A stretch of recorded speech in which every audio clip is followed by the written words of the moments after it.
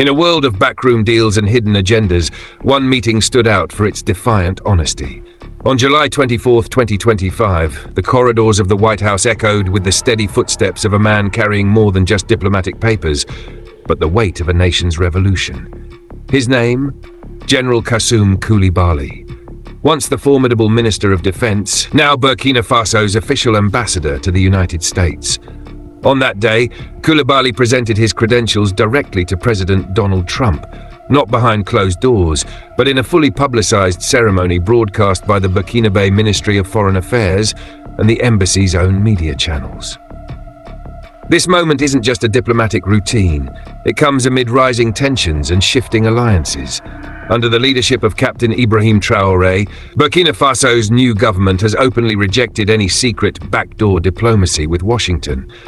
Instead, the government is demanding a public apology from the United States, specifically over accusations by US General Langley, who claimed Traoré misused Burkina Faso's gold for personal gain. For Burkina Faso, this isn't simply about reputation. It's about asserting sovereignty and pushing back against narratives imposed from abroad. In a region where secret diplomacy often shapes destinies, this moment was different.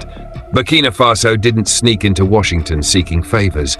Instead, they walked in, head held high, speaking openly about their nation's security struggles and making it clear that transparency was part of their new doctrine. At the heart of this bold move stands Captain Ibrahim Traoré, the young revolutionary leader whose vision has shaken West Africa and the wider world. Traoré's government has refused to beg behind closed doors. Instead, they demand respect, accountability, and even went as far as calling for a public apology from the US over damaging false allegations made by General Langley accusing Traoré of misusing Burkina Faso's gold. What's even more remarkable, just 3 weeks earlier, Americans themselves took to the streets with posters of Captain Traoré, calling on Trump to be a president like Traoré, a revolutionary African leader inspiring crowds far beyond his continent. It's a glimpse of Traoré's almost magnetic influence, a figure who has captured not only the hopes of millions of Africans craving sovereignty, but even the imagination of outsiders who see in him a symbol of fearless leadership and unapologetic nationalism. His vision has sparked something rare, a conversation that stretches from Ouagadougou to Washington, from Africa to the rest of the world. But Coulibaly's mission isn't only in Washington. Just days earlier, he was in Moscow, sitting face-to-face with Russian Defense Minister Sergei Shoigu. The message?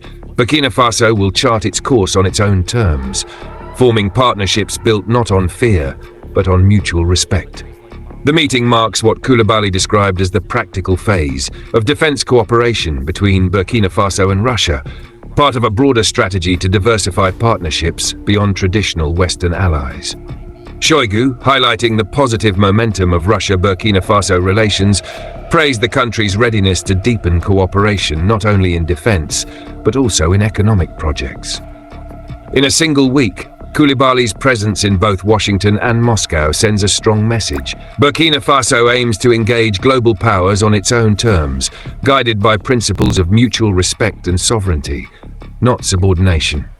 What makes this moment historic isn't just the handshake with Trump or the cameras, it's the philosophy behind it. A refusal to be anyone's puppet, and the determination to make every meeting, whether in Moscow, Washington, or anywhere else, a declaration of independence. On July 24, 2025, Burkina Faso didn't just send an ambassador, they sent a message. We're here, we're transparent, and we stand for our people first.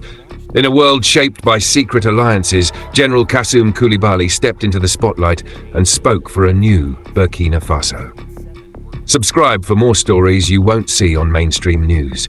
This is the Black Post. General Coulibaly, once Burkina Faso's Minister of Defense, now its ambassador to the United States, stepped forward to present his credentials directly to President Donald Trump. But this wasn't just ceremony. Against a backdrop of terror attacks from Al-Qaeda and Daesh, Coulibaly delivered a message from a nation fighting for its survival and sovereignty. He spoke of real progress, reclaiming territory, and helping thousands of displaced families return home, thanks to the leadership of Captain Ibrahim Traoré. In a note to the US State Department, Coulibaly made it clear Burkina Faso isn't looking for charity.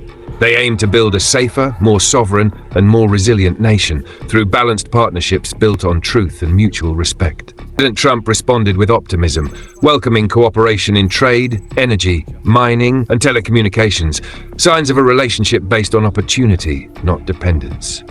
Coulibaly's mission didn't end in Washington.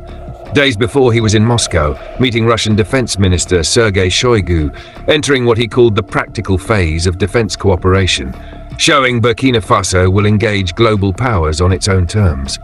In an age of secret deals, General Coulibaly chose open diplomacy. On July 24th, Burkina Faso sent not just an ambassador, but a message. We're here, we're transparent, and we stand for our people first. Subscribe for more untold stories from Africa and beyond, only on the Black Post.